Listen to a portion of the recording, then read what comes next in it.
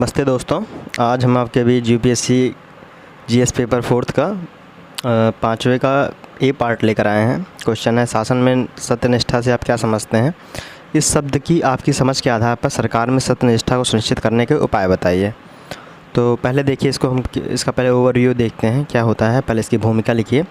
सत्यनिष्ठा और इन सबका पूरा मिला जुला के क्या आप लिख सकते हैं। भूमिका में लिखेंगे, शासन के संचालन निर्माण हेतु सत्यनिष्ठा व सुशासन हेतु यह एक आवश्यक अंग है। सुशासन का यह एक आवश्यक अंग है। तो भूमिका आप अपने हिसाब से भी कुछ लिख सकते हैं। देखिए कमेंट सेक्शन में लिख के बताइए एक बार। और सत्यनिष्ठा होती क्या है? सत्यनिष्ठा होती है ईमानदारी का कठोरता से एवं दृढ़तापूर्वक पालन, अर्थात ऐसा कार्य जो नैतिक रूप से तिरस्कार से भिन्न हो। यह शासन को प्रभावी रूप से संचालन में प्रयुक्त होता है। सरकार में इसका पैमाना आदर्श रूप में भ्रष्टाचार की अनुपस्थिति है। देखिए आदर्श रूप में भ्रष्टाचार अनुपस्थित नहीं होता कभी भी, इसलिए आदर्शता है, भ्रष्टाचार की अनुपस्थिति है।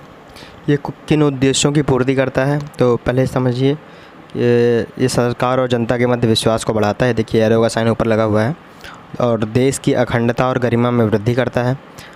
सरकार द्वारा जो चलाई जाती हैं प्रक्रियाएँ, उनके पालन में तीव्रता लाता है और जवाबदेही में बढ़ोतरी करता है। तो ये देखिए सत्यनिष्ठा को सुनिश्चित करने के उपाय क्या हैं, जैसे ऊपर भी पूछा गया है। तो सत्यनिष्ठा को सुनिश्चित करने के उपाय हैं, जैसे नैतिक शिक्षा पर बल दिया जाए। नई शिक्षा नीति जो 2020 में आई है उसमें इस बात पर बल दिया गया है। और शिक्षकों की और अध्यापकों की और ट्रेनरों की भी उचित ट्रेनिंग पर एक बार बल दिया जाए। जवाबदेही भी बढ़ाई जाए। जवाबदेही माल प्रैक्टिस की भावना में बदलाव लाने होते। अब माल प्रैक्टिस क्या है? माल प्रैक्टिस माने होता है भ्रष्टाचार यानी कदाचार में जो है बदलाव भी लाया जा सकता है। जैसे सोशल ऑडिट से जवाबदेही तय होती है। सूचना संप्रेषण के द्वारा प्रभावी रूप से रणनीतिक विकास हेतु सूचना संप्रेषण भी जरूरी है।